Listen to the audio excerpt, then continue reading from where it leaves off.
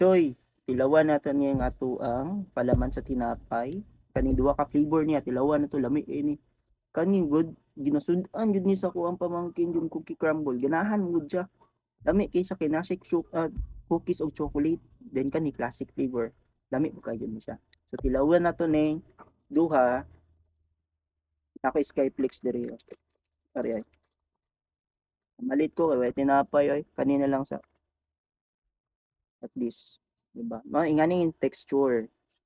So habang tumatagal ni siya, sumasarap, nagalapot siya. Pero di ni siya parehas sa uban nga product na palaman. Pag once nga magdugay siya, manggahi siya, kani siya, mas sticky ni siya samot, mas mulami siya. Mm.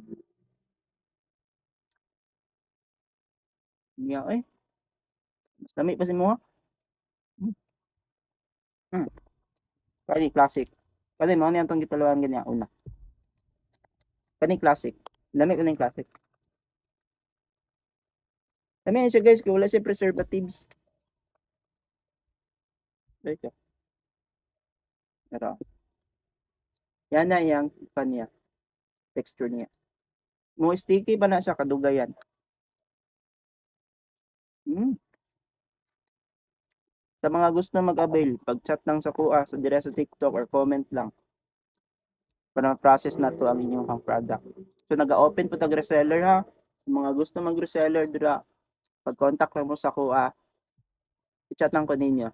Then wala pa tay COD, pasensya kayo kay bago pa kayo ang atong gamay nga negosyo, syempre. Atong product. So wala pa ta nag-allow pag COD. Payment first jud ta bago ta mag-deliver sa inyong product. So through GCash lang ang payment. Ato lang, daghang salamat.